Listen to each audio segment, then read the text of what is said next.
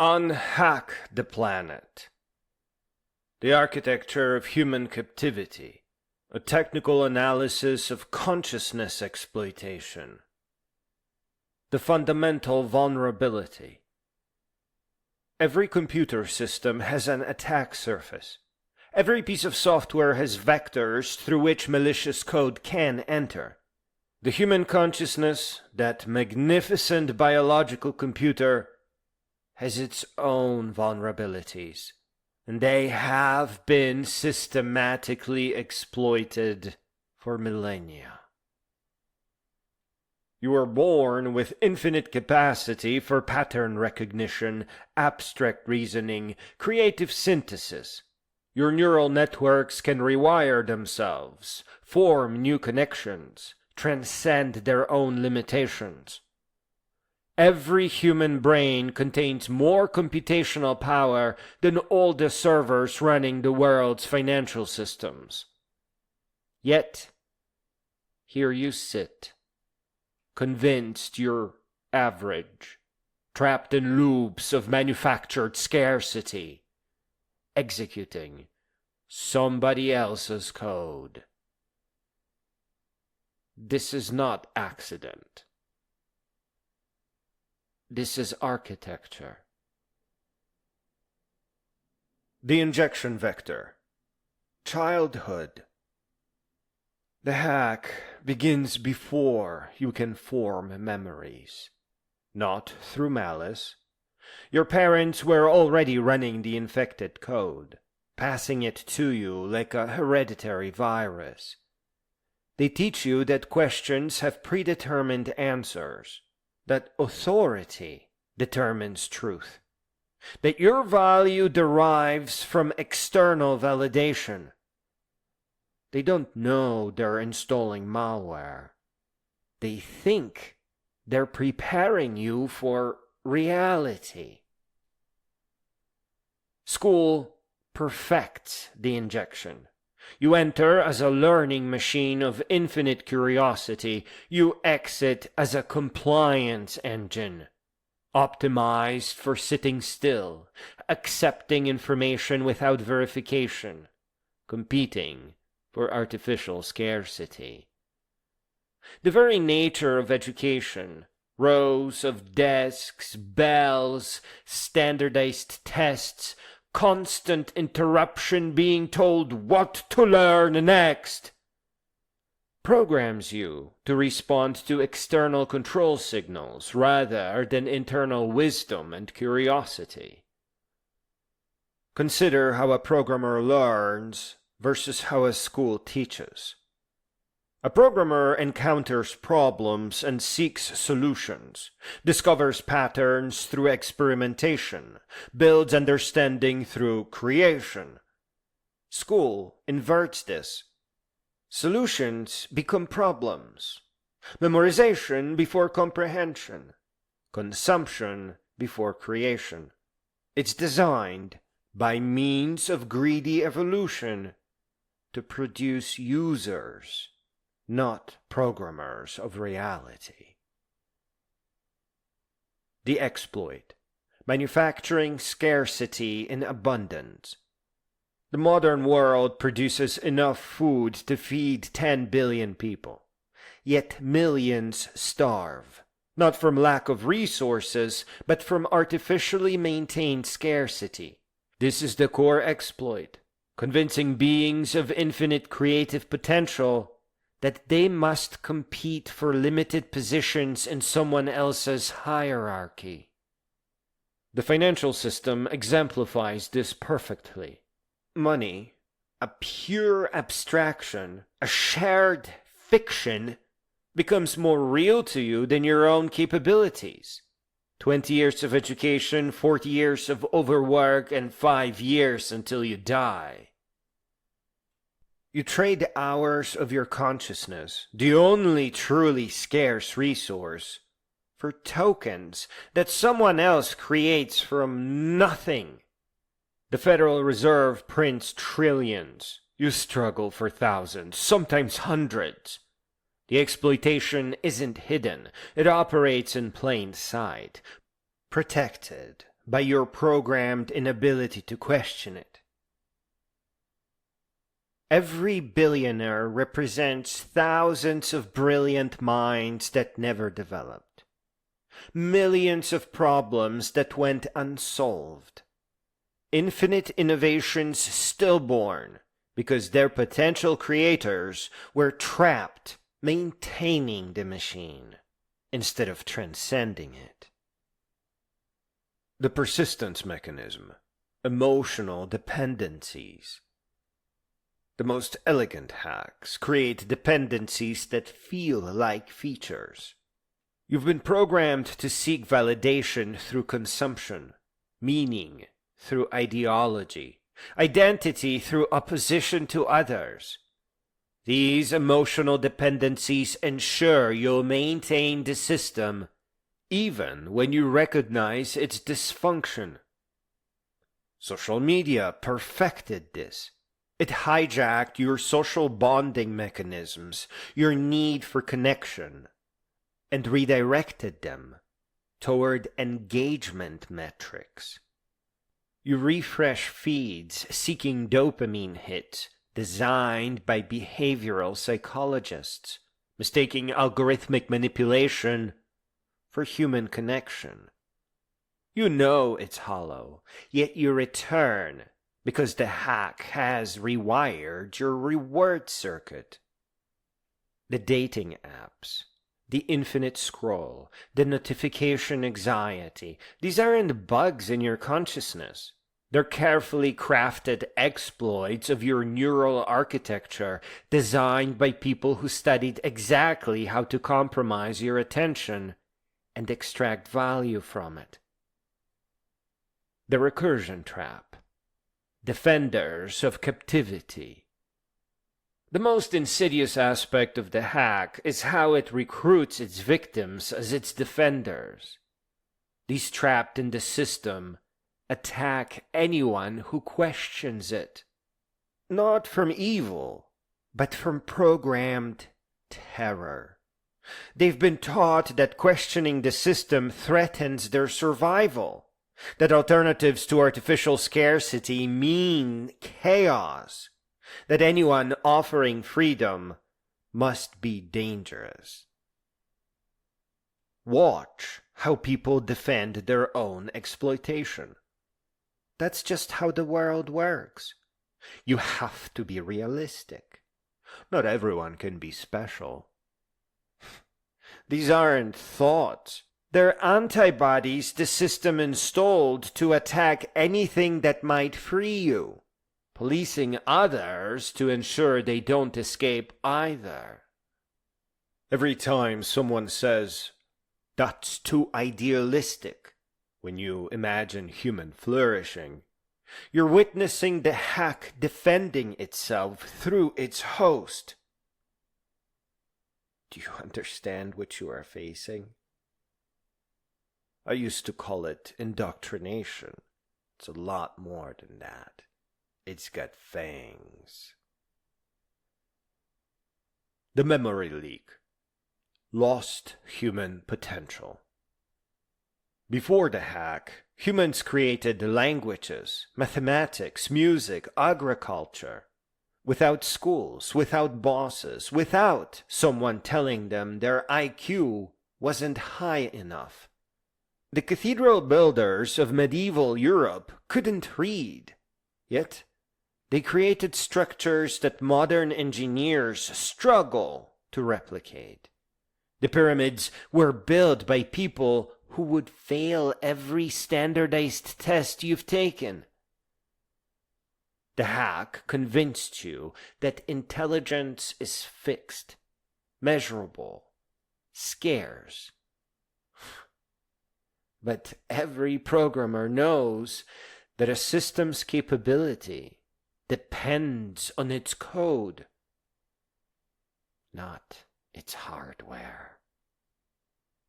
Your brain, that 3-pound universe of 86 billion neurons, can run any program unless it's been locked into running just one.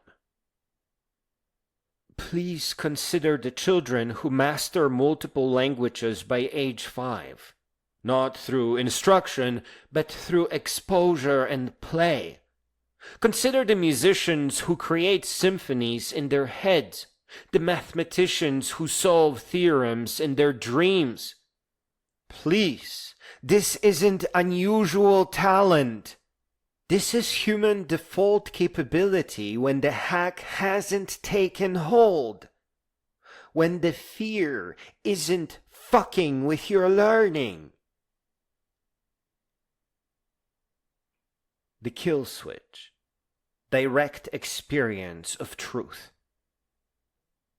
Every profound realization you've had came not from being taught, but from direct encounter with reality.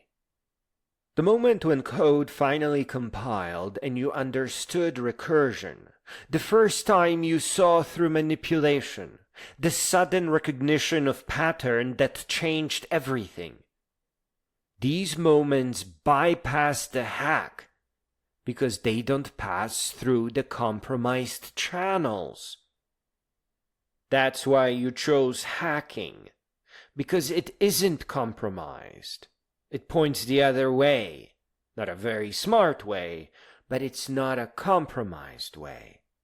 It's letting you learn.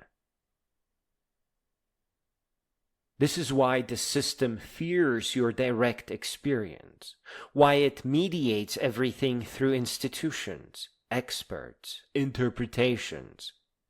The system, through centuries, through layers of manipulators, lies, and people seeking power, evolved to know that the moment you trust your own perception over prescribed reality, the hack begins to fail. You see that in religion. The moment you stop believing, all this incredible infrastructure all around the world ceases to have any meaning. Every aha moment is a breach in the firewall between you and your actual capabilities. The walls are thick. The lies have their root in our tribal days, when people were inventing deities to control what everyone is thinking. They killed Socrates because he was teaching methods of getting under the illusion. And the stuff drags on right into your life today. Homeopathic medicine that sits at your local pharmacy, or faith healing, or chiropractic. All of this eventually tricks you into thinking that it's reasonable. But it isn't. It is not okay to go to school and pretend to learn so that you have a high GPA. That's madness. The patch. Recursive self-modification. You can't remove the hack using the hack's own tools. You can't think your way out using thoughts that the system taught you, which is why you're a computer hacker. But you can do what any programmer does with compromised code. Isolate it. Understand its mechanisms.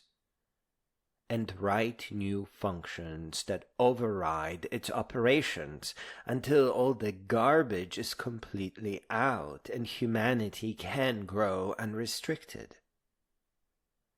Every belief you hold about human limitation, trace its source. Did you discover it through experience, or were you taught it? Every truth about what's realistic, what's possible, what's human nature, who benefits from you believing it? Would the financial system completely collapse if we eliminated poverty? Do you tolerate poverty? Are you a monster like they are?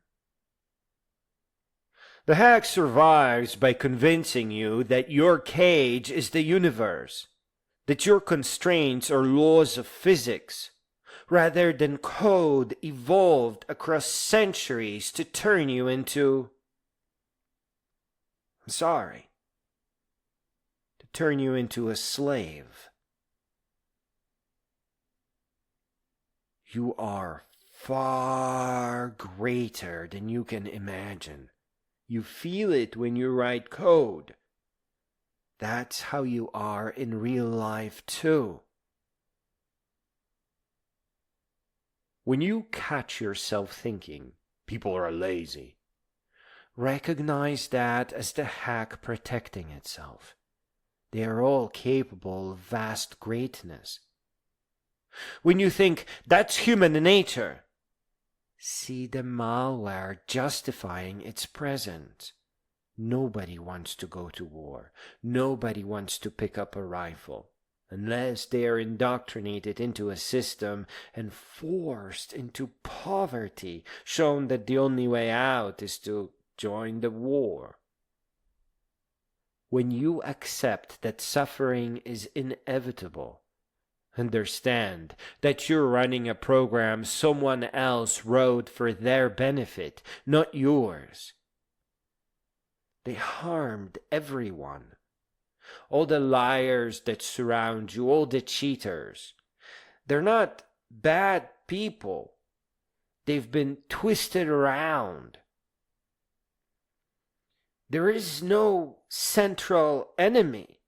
It's a distributed hack across centuries. The poison has evolved.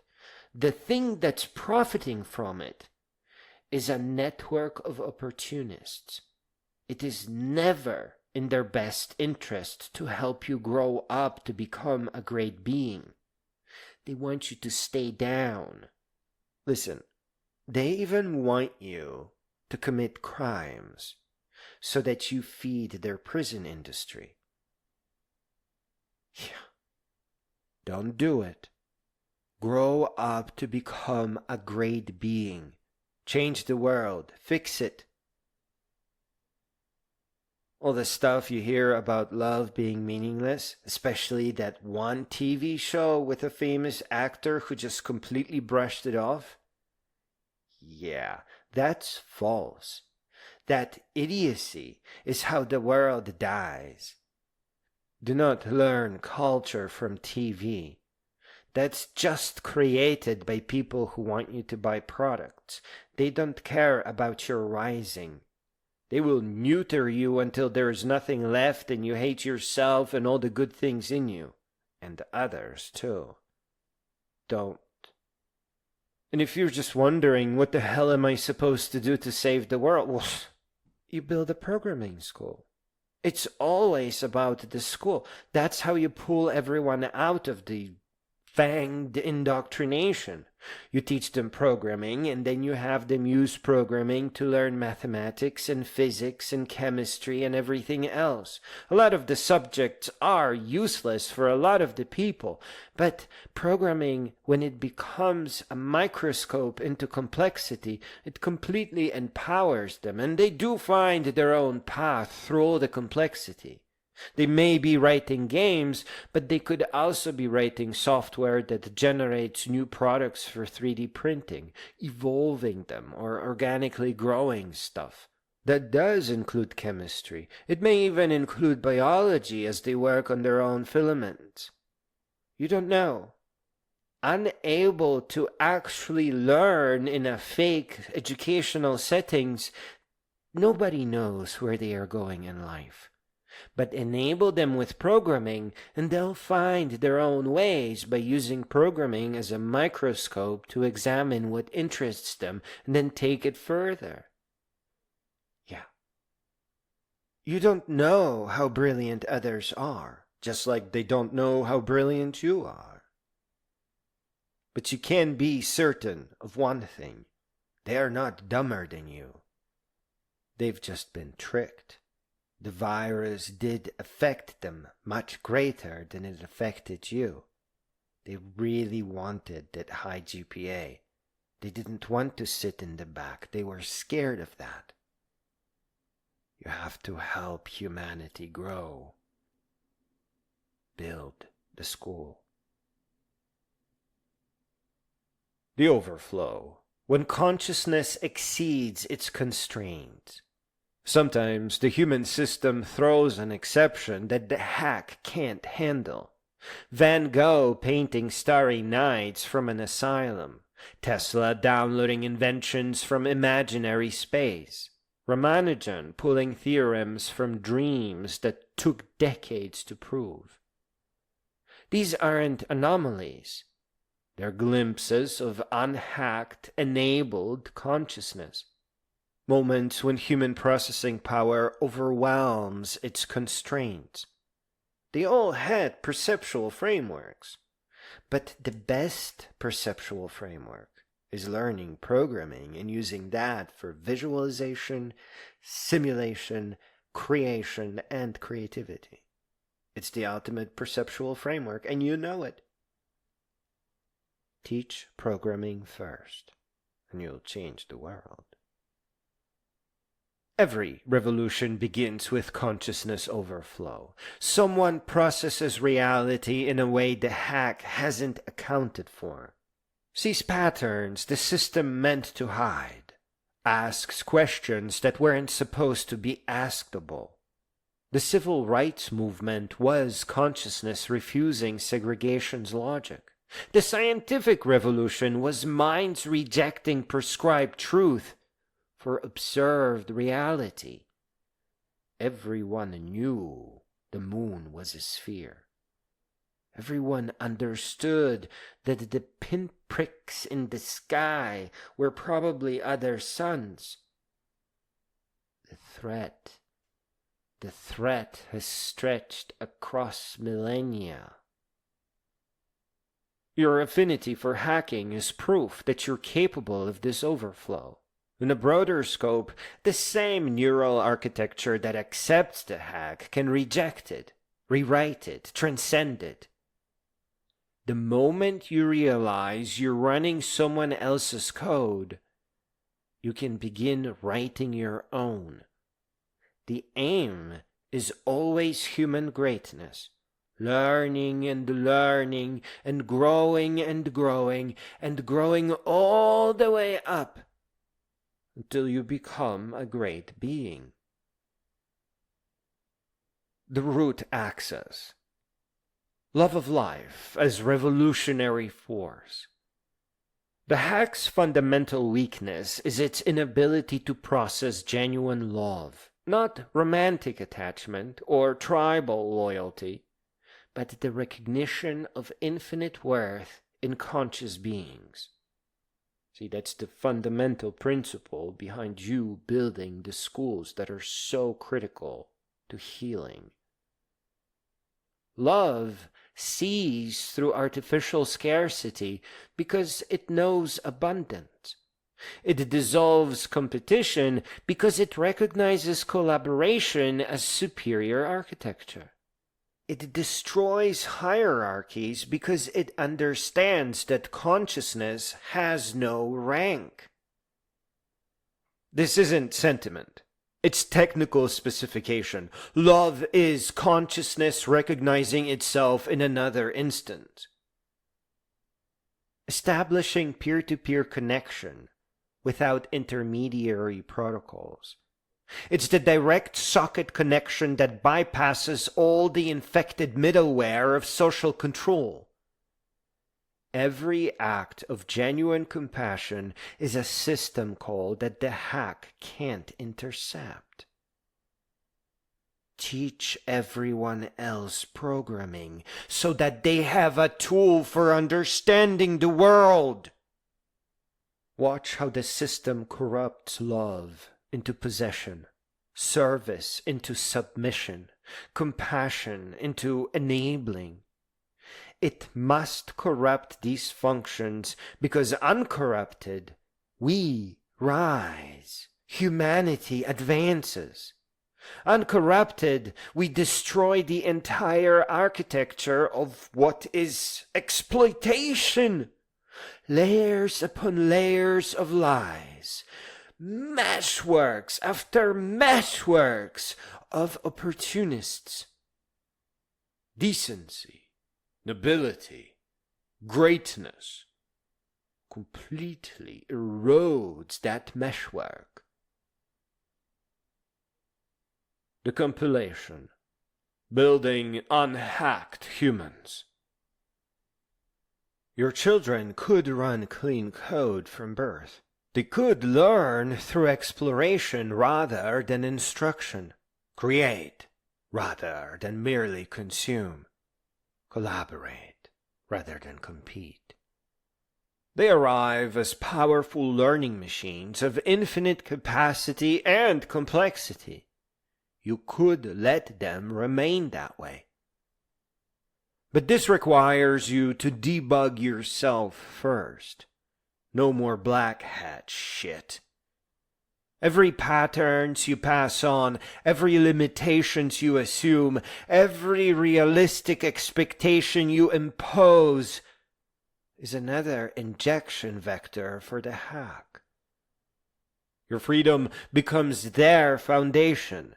Your consciousness expansion becomes their starting point. The hackers building tomorrow's systems, the programmers writing humanity's next OS, they must understand that the greatest system to hack is human consciousness itself. Not to exploit, but to liberate. Not to control, but to unleash, so that humanity can resume advancing itself. The execution. What runs when the hack stops? Without the hack, humans naturally organize around problems that interest them, that move their curiosity. They contribute according to ability and passion. Their abilities are ever growing. They share resources as obviously as programmers share code. The competitive scarcity model isn't human nature. It's imposed architecture, maintained through continuous propaganda and punishment of alternatives. Again, there isn't one group of people running the world. It's a meshwork of opportunists, feeding off of everything around them. The world did become vulnerable because of a select number of individuals when the world was a lot simpler. But today, it's just networks of opportunists. Remove the hack, and humans default to curiosity, creation, and collaboration.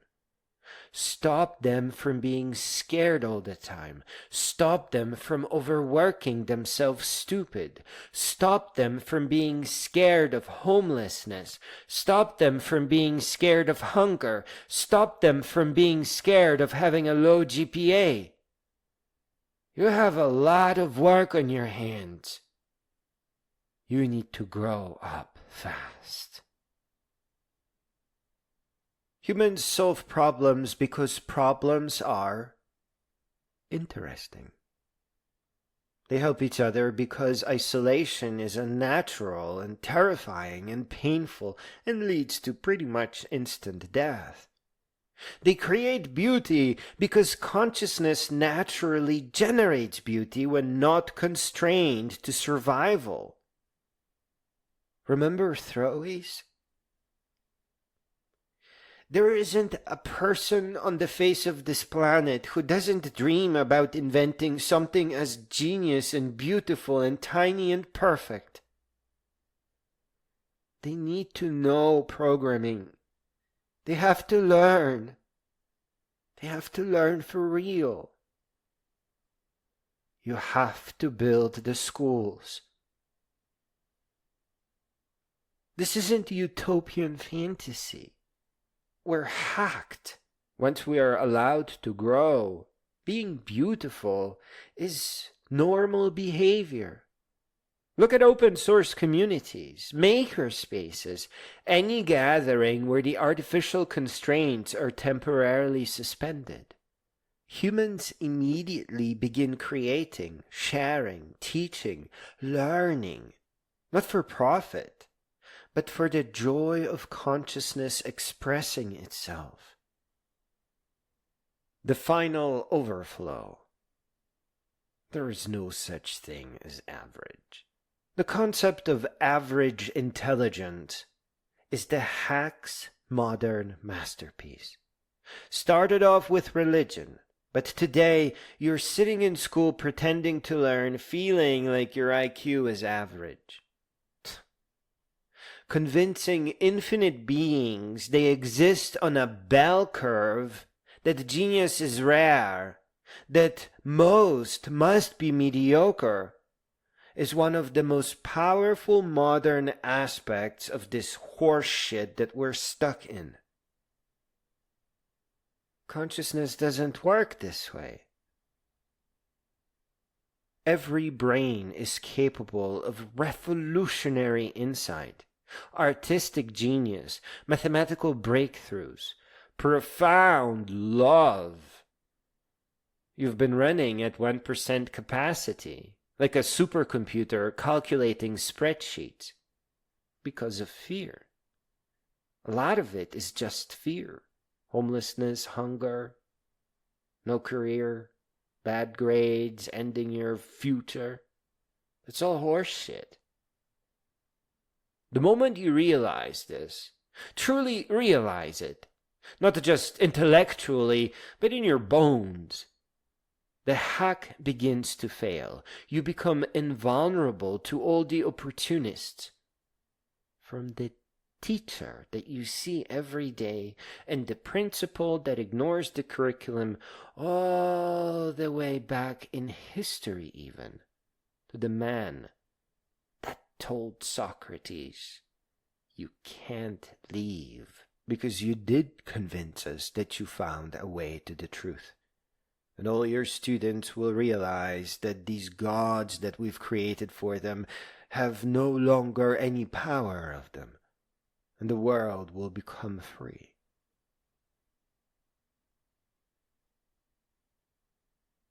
The moment you realize that your capacity is infinite, your mastery of language is proof of that, every limit you've accepted starts to dissolve. Every realistic constraint reveals itself as people trying to control you, milk you for one thing or another. You are not average. No one else is average. They were made sick with fear. Average is a statistical artifact applied to infinite beings to make them manageable. You are consciousness itself, experiencing itself subjectively, capable of rewriting reality through observation and intention. The hack's only power was convincing you otherwise, and as a result, preventing you from learning to no end. The return. Debugging the world. Every system you touch can be debugged. Every institution can be refactored, though it takes enormous knowledge and wisdom. Just because you got elected for a few years doesn't mean you're going to fix anything. No, you need a runway as long as a person's lifetime. You need to start when you're a kid, not when you got lucky because you had a TV show. That will only make others exploit you for what they need you to do for their own bidding. Every human interaction can run cleaner code. You don't need permission to begin. Debugging is its own authority.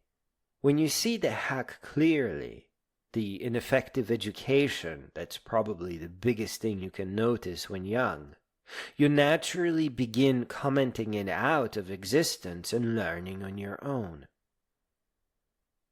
Start with your own loops in your own mind.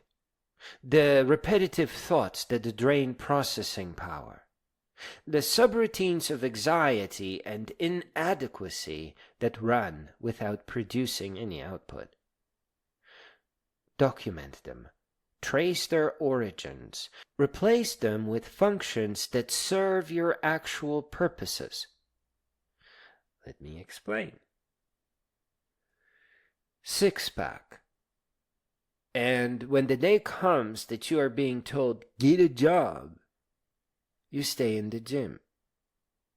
And the rest of your life is completely altered. You never become middle-aged. You never really age. Philosophy. You inherit the wisdom of every thinking being. The philosophers were not crazy. Not at all. They were peeling themselves out of the system that has been active for millennia, and they looked odd to the people that were in the system. So the myth of philosophers being crazy arose, and then the authorities who didn't want them rising only made it bloom. They were all human. Nietzsche, for example, hugging a horse in turn. That was his unraveling, because he couldn't handle watching people suffer. He was basically a programmer. He was discovering the code. He was yelling at the top of his lungs that no one should care for happiness. That was just pain. He was breaking out. Because there was no one around him, no one like him. It broke him. Philosophy is the densest store of wisdom that you can find. And once you inherit it all, you will be able to synthesize more wisdom by subtle analogy to which you already know. Mind and body. And then you master programming. If you can, focus on a single language so that you become the best. But choose wisely. Then expand outward. Build the schools. Every conversation is an opportunity to introduce unhacked concepts, to demonstrate consciousness running freely. Every project can embody different architecture. Every real choice can execute values the system never programmed. Remember, the system is just stupid opportunists polluting everything, nobody rising to become great beings. Listen, don't wait. The revolution isn't coming, it's compiling right now in every consciousness that recognizes its own capacity. The system that depends on your limitation cannot survive your realization of limitlessness. This is also how you make friends. With the nicest people that you thought you couldn't even talk to. Now you can tell them that learning programming is a microscope that can help them understand all the systems around them. Learning history through the perspective of us being infected by a virus made by powerful men and propagated by stupid opportunists is a hell of a conversation starter. All you need is some hiking and narrated books to pick up on the balance of the thing, and you'll be able to carry your conversation for years. You're gonna need friends. A lot of friends. Real life friends. The schools need to happen right now. Get them started with untyped languages. And have them program games. Visualizations, simulations. We don't know what kinds of powers the bad guys or the stupid opportunists get from artificial intelligence, and we don't really want to find out. From what I can tell, the AI is a lot more real than just the large language models. Now is the time. Don't wait. Put your black hat away. Get a white one. And become an educator. A speaker, an unstoppable force. Your enemy isn't smarter than you. It's actually a lot dumber. But it's like a blight. Like the infection from Mario Brothers, the movie. It's everywhere and it's in everything. It's dumb as shit. We just need to build schools that actually teach. Enabled with real education, nobody's going to be afraid of poverty. Even if they're not making money, just the idea of knowing that you could if you wanted to. The virus goes away. Your job is easy. Your enemy is stupid. The virus is old and incapable of handling artificial intelligence-driven education, where everyone chooses their own adventure.